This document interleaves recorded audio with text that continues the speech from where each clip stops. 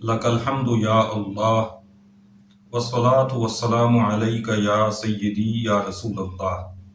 ناظرین محترم، آج ہم قرآن فہمی کے سلسلے میں سورۃ العنکبوت کا رکوع برکوع خلاصہ آپ کی خدمت میں عرض کریں گے۔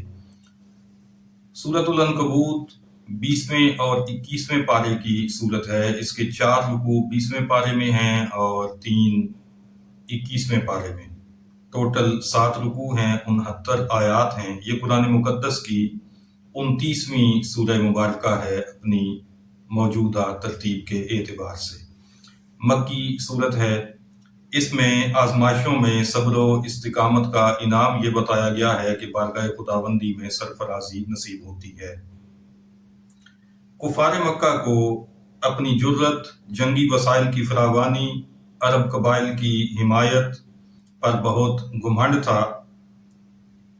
اس سورہ مبارکہ میں انہیں یہ بتایا گیا کہ یہ جتنے سہارے تم نے اختیار کر رکھے ہیں یہ سارے کے سارے مکڑ کے جالے کی طرح ہیں۔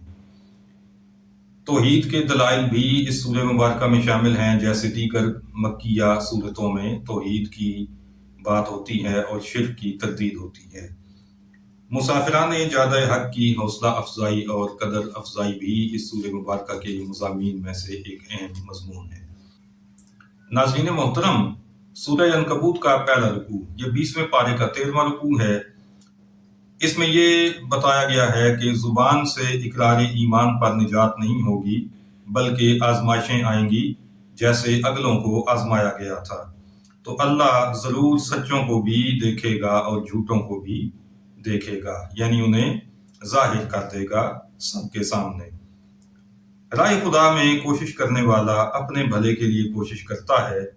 اللہ سارے جہان سے بے پرواہ ہے، اسے کسی کی پرواہ نہیں ہے۔ جو بھلائی کرے گا اپنے لیے کرے گا اور جو برائی کرے گا وہ اپنے نقصان کے لیے کرے گا۔ والدین سے بھلائی کی تاکید کی گئی ہے، مگر یہ بھی ساتھ بتایا گیا ہے کہ اگر وہ شرک کے لیے مجبور کریں تو پھر ان کی بات نہ مانی جائے۔ اسی رکوع میں یہ بھی بتایا گیا ہے کہ اللہ اہل ایمان اور اہل نفاق کو ظاہر کر دے گا، ان کی پہچان کروا دے گا لوگوں کو۔ اس رکوع میں آیت نمبر 3 اور آیت نمبر 11 ان کے ترجمے میں نجدیوں نے اللہ رب العزت کی شان میں کمی والا راستہ اختیار کیا اور رب تعالیٰ کے علم کا انکار کیا ہے۔ ڈسکرپشن میں آپ کو ہماری ویڈیو مل جائے گی جس میں ان دونوں آیات کے اردو تراجم کا تقابل پیش کیا گیا ہے۔ سورہ عنکبوت کا دوسرا رکوع 20ویں پارے کا 14واں رکوع ہے۔ حضرت سیدنا نوح علیہ السلام کا ذکر خیر ہے۔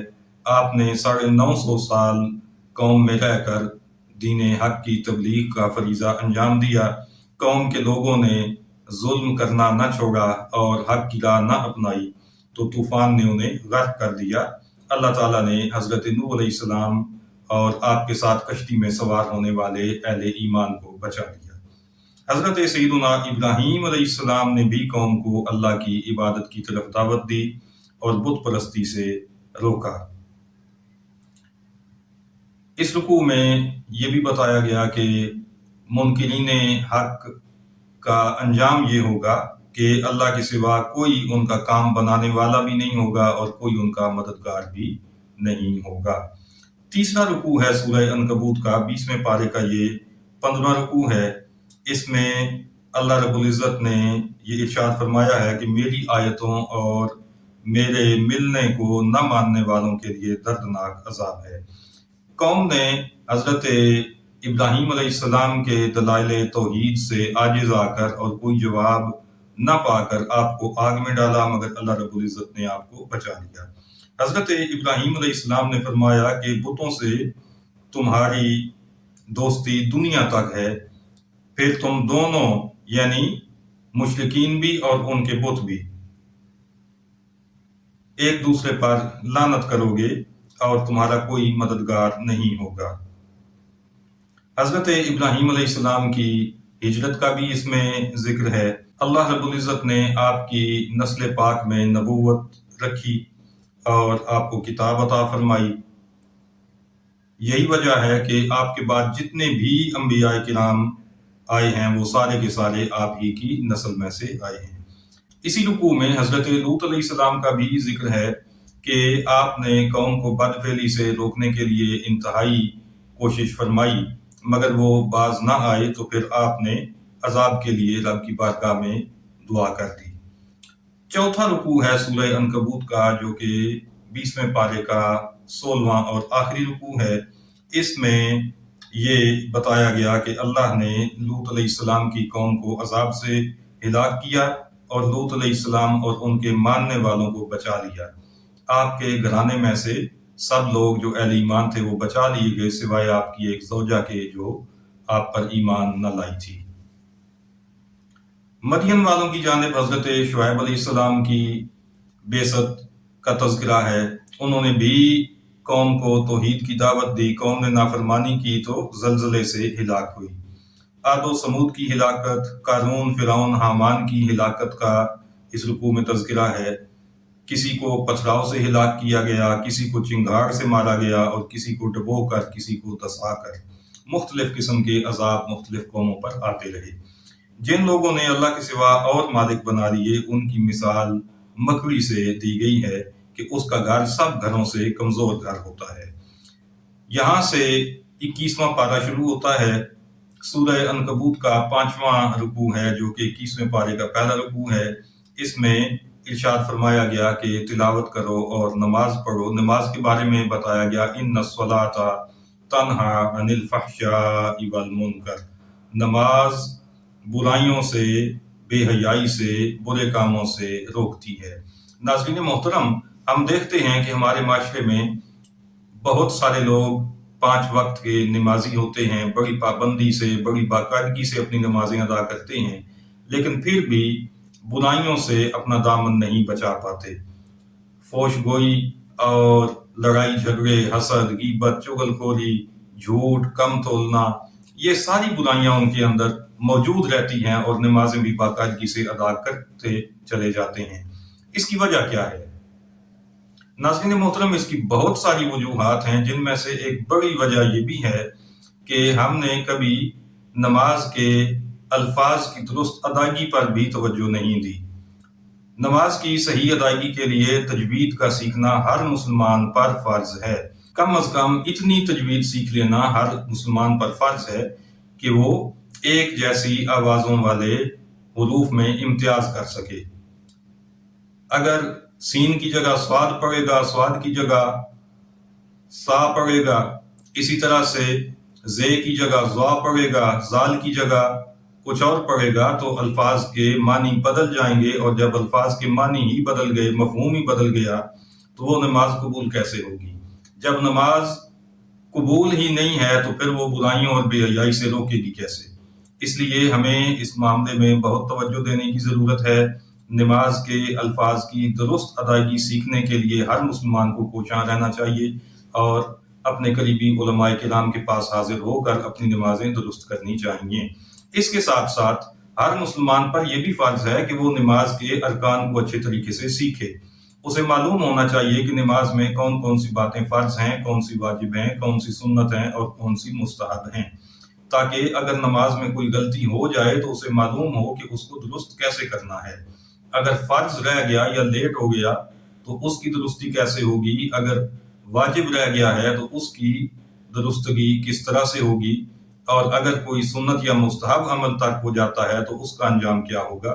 ان ساری چیزوں کو سیکھے بغیر نماز کی درست ادائیگی بالکل ناممکن ہے، اور یہی وجہ ہے کہ نمازوں میں ہمارے یہاں اثر نہیں آتا۔ اللہ تعالی ہمیں درست انداز میں نمازیں ادا کرنے کی توفیق عطا فرمائے، تاکہ ہماری نمازیں ہمیں بے حیائی اور برائی سے روکنے والی نمازیں بن جائیں۔ ناظرین محترم، ہم بات کر رہے تھے سورہ عنکبوت کے 5ویں رکوع کے حوالے سے۔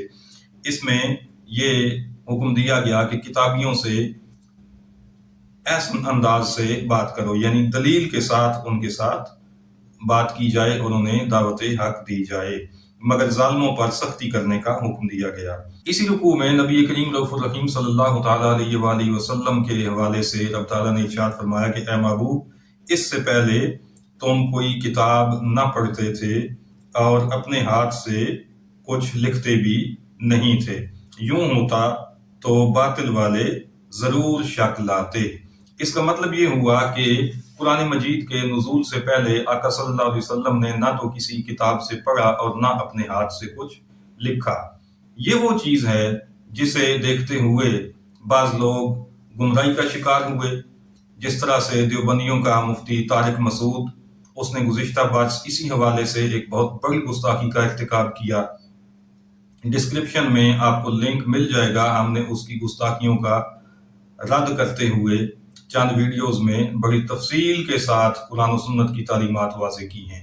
ज़रूर उनको भी मुलाहिज़ा कीजिएगा।